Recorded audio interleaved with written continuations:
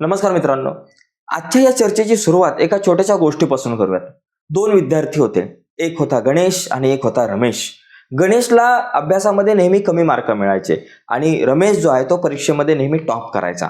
आता परीक्षा जवळ आली होती. परीक्षेला जवळपास 2-3 महिने बाकी होते आणि या बाकी असलेल्या काळामध्ये शाळेतल्या शिक्षकांनी मुलांना काही मार्गदर्शन केलं, काही महत्त्वाच्या पॉईंट्स मुलांना सांगितले, काही महत्त्वाच्या टिप्स दिल्या. 2-3 महिने बाकी असताना नेमका कसा अभ्यास केला पाहिजे या अनुषंगाने काही टिप्स दिल्या आणि गणेश जो आहे, जो अभ्यासात खूप कच्चा होता, त्याने त्या टिप्स फॉलो केल्या आणि रमेशने अहंकारामुळे त्या टिप्स ज्या आहेत त्या फॉलो नाही केल्या. त्यांनी त्याच्या पद्धतीने अभ्यास करायला सुरुवात केली आणि सरते शेवटी 3 महिन्यानंतर परीक्षा झाली आणि त्यानंतर आणखी 1 महिन्याने निकाल आला.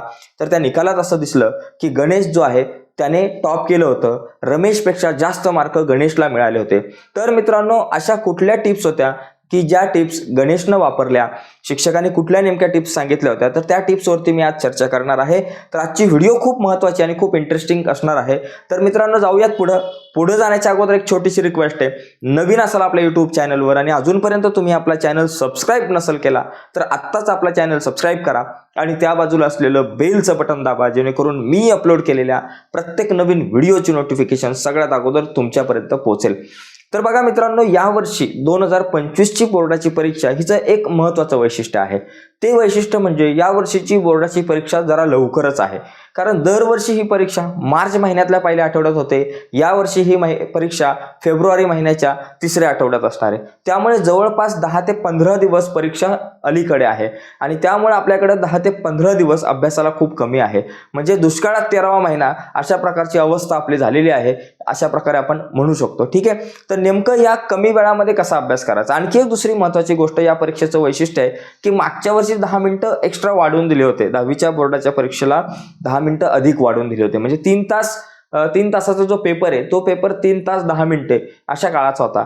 यावर्षी तशा प्रकारची सवलत नाहीये. यावर्षी तुमचा पेपर जो आहे तो 3 तासाचा पेपर 3 तासातच होणार. 2 तासाचा पेपर पूर्णपणे 2 तासाचाच असणार आहे.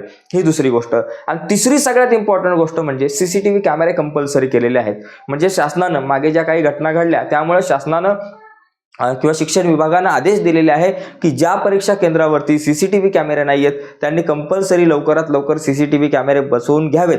जर सीसीटीव्ही कॅमेरे आपण बसवले नाहीत तर तुमची मान्यता रद्द करण्यात येईल. अशा प्रकारची सुद्धा माहिती वेगवेगळ्या प्रकारच्या वर्तमानपत्रातून आपल्या समोर आलेली आपल्याला दिसून येते. त्यामुळे या वर्षीची परीक्षा म्हणजे एकदम जंगी सामना असणार आहे मित्रांनो. ओके. तर या जंगी सामन्याची, या परीक्षेची तयारी आपल्याला करता आली पाहिजे. शेवटचे काहीच महिने बाकी आहेत.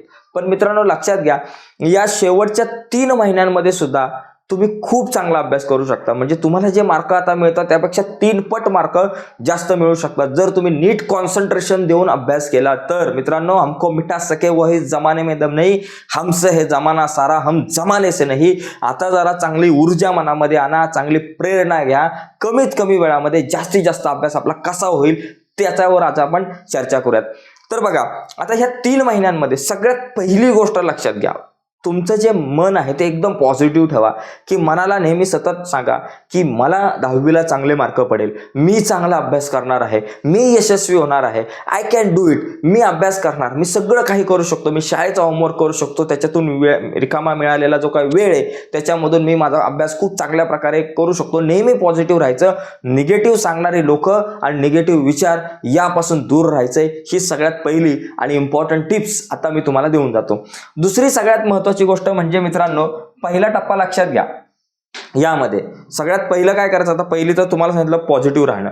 आणि दुसरा मुद्दा बघा, पहिला गोष्ट आपण इथं वाटलं तर लिहून घेऊ. पहिला पॉईंट काय बाबा, बी पॉझिटिव्ह. पॉझिटिव्ह राहणं आपल्याला गरजेचं आहे. दुसरा पॉईंट, आत्ता सुरू करा. आज आत्ता ताबडतोब. संत कबीर म्हणालेले आहेत, कल करो सो अब कर, अब करो सो, कल करो सो आज कर, आज करो सो अब कर. म्हणजे अभ्यासाची सुरुवात जी आहे ती आतापासूनच, ही व्हिडिओ बघितली की अभ्यासाला सुरुवात आपण केली पाहिजे. तर पहिल्या टप्प्यामध्ये काय करा की आतापर्यंत, आता आपली प्रथम सत्र परीक्षा संपले तर आतापर्यंत जो काही अभ्यास झालाय त्याची एक जरा रिव्हिजन करा. कारण दिवाळीच्या ज्या सुट्ट्या आहेत, दिवाळीच्या सुट्ट्या म्हणजे आपल्यासाठी एक मोठी अपॉर्च्युनिटी आहे. कारण हा वेळ परत कधी येणार नाहीये. ही वेळ जी आहे ना मित्रांनो, परत कधी येणार नाहीयेत. एवढ्या मोठ्या सुट्ट्या तुम्हाला 10वीच्या बोर्डाच्या परीक्षेच्या दरम्यान कधीच मिळणार नाहीये. कारण एकदा तुमची शाळा आता चालू झाली की त्याच्यानंतर तुमचा शेड्यूल अतिशय टाईट होणार आहे. का माहिती आहे का? कारण एकदा तुमची आता शाळा चालू झाली की त्याच्यानंतर शाळेचे सांस्कृतिक कार्यक्रम, शाळेचे स्पोर्ट्स आले, त्याचबरोबर तुमची पूर्वपरीक्षा आली, शाळेमधल्या तुमच्या तोंडी परीक्षा आल्या, प्रॅक्टिकल एक्झाम आले, शाळेमध्ये दिले जाणारे गृहपाठ आले. तो अभ्यास करूनच आपण मरून जायचो. ओके, त्याच्यामुळे लक्षात घ्या, या सुट्ट्यांमध्ये सेल्फ स्टडी करा. बोर्डाच्या परीक्षेच्या अनुषंगाने काही प्रश्नांची उत्तरं जर पाठ करायची असेल तर ती पाठ करा, काही मुद्दे समजून घ्या. त्यामुळे रिव्हिजन करा आणि ह्या दिवाळीमध्ये जो काही वेळ, फटाके तर फोडा पण कमी फोडा कारण प्रदूषण जास्त होतं.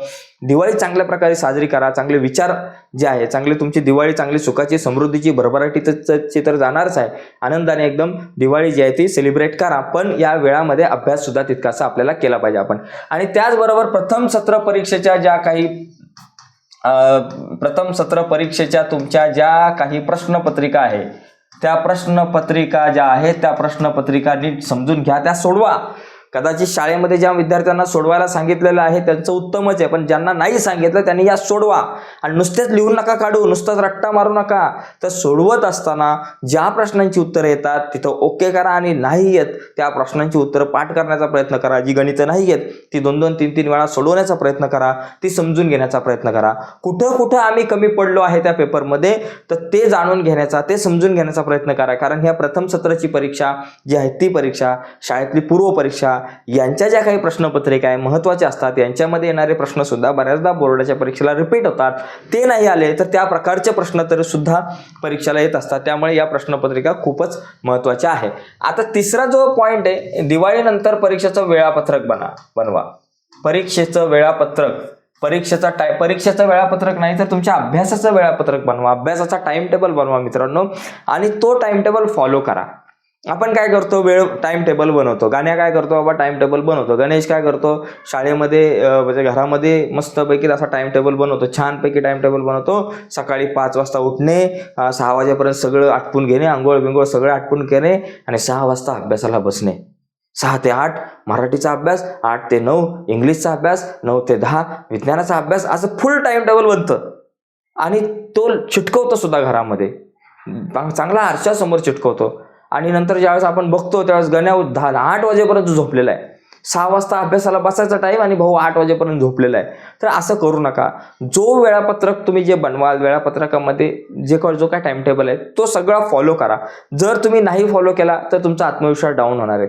तो तुम्ही फॉलो केला तर तुमचा आत्मविश्वास वाढत जाणार आहे. वेळापत्रकाप्रमाणे जसे तुम्ही वागाल तसा तुमचा आत्मविश्वास जो आहे तो वाढत जाणार आहे. पॉझिटिव्ह राहणार आहात तुम्ही, तुमचा आत्मविश्वास वाढणार आहे. मग यासाठी काय करा, वेळापत्रक बनवत असताना तुम्हाला झेपेल असं बनवा. 5 वाजता उठायच्या ऐवजी बाबा 6 वाजताच उठायचं बनवा, पण 6 वाजता उठा. 7 वाजता अभ्यासाला बसलंच पाहिजे.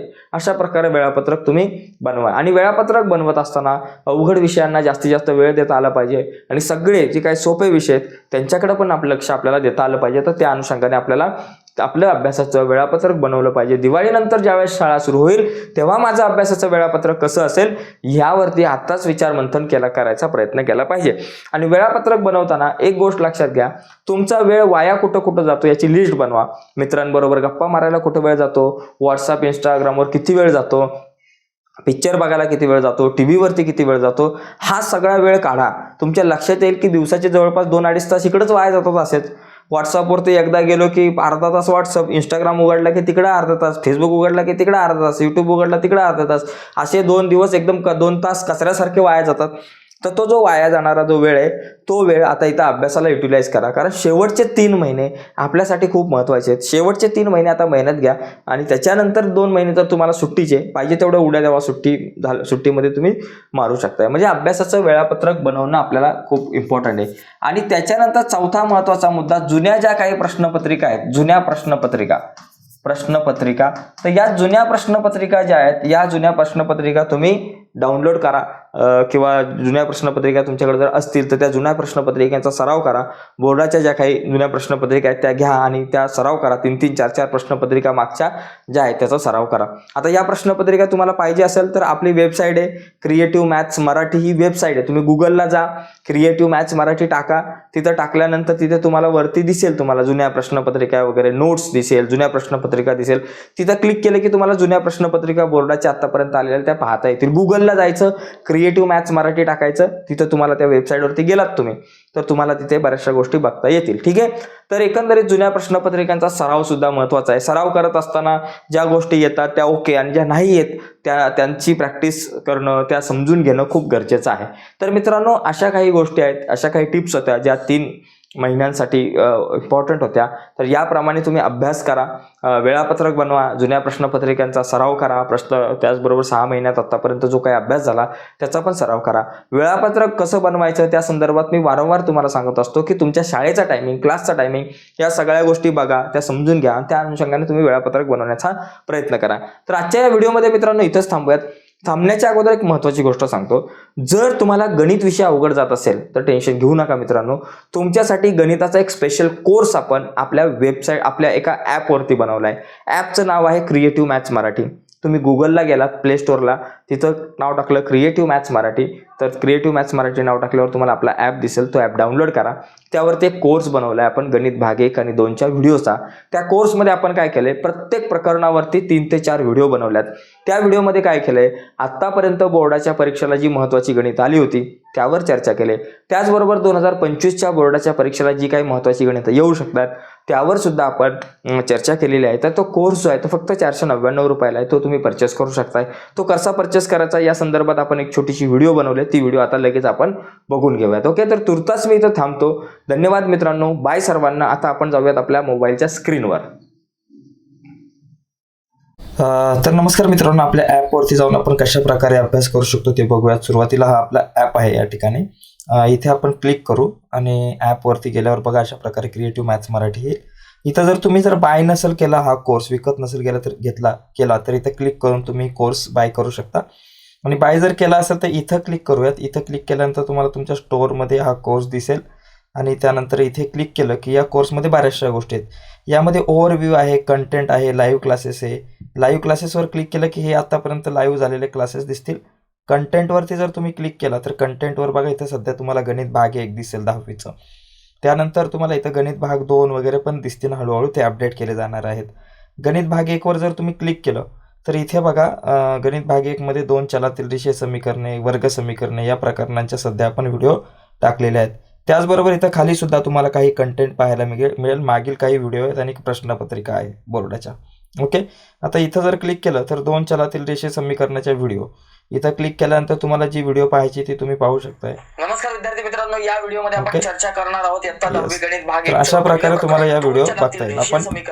आपण जरा बॅकला येऊयात. ओके, आता यानंतर अजून बघा कंटेंट आहेत. त्याच्यानंतर खाली आहे दुसरं प्रकरण आहे, दुसऱ्या प्रकरणाच्या काही व्हिडिओ आहेत.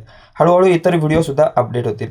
आता इथेच तुम्हाला बघा हळूहळू 10वी गणित भाग 1 आहे ना, त्यानंतर गणित भाग 2 आणि इतर कंटेंट सुद्धा ॲड होईल. आता याच्यामध्ये जर तुम्ही बघितलं 10वी गणित भाग 1 मध्ये तर इथं खाली काही PDF सुद्धा आहेत. काही PDF नोट्स बघा, पहिल्याच प्रकरणाच्या नोट्स तुम्हाला इथं बघायला मिळतील. तर नोट्स सुद्धा PDF अवेलेबल केलेले आहेत तुमच्यासाठी. ओके, त्याचबरोबर आणखी महत्त्वाची गोष्ट म्हणजे याच्यावरती तुम्हाला साधारणतः एकच मिनटं आपण थोडंसं बॅकला येऊयात. याच्यावर तुम्हाला काही फ्री मटेरियल सुद्धा आहे. फ्री कंटेंट कुठं आहे तो पण दाखवतो तुम्हाला. ज्यांनी कोर्स बाय नाही केला त्यांच्यासाठी फ्री कंटेंट बघा. इथं 3 लाईन आहेत ना, 3 लाईन इथं त्यावरती 3 डॉटवरती आपण क्लिक करू आणि इथं फ्री मटेरियल आहे. या फ्री मटेरियलवर क्लिक केलं की तुम्हाला फ्री मटेरियल बघायला मिळेल. ओके, सध्या व्हिडिओज आहेत. ओके, या व्हिडिओ तुम्हाला फ्रीमध्ये बघायला मिळतील. इथं क्लिक केलं की आपल्या जुन्या व्हिडिओ आहेत बऱ्याचशा, त्या तुम्हाला या ठिकाणी बघायला मिळतील. बरेच व्हिडिओ. ठीक आहे. ओके,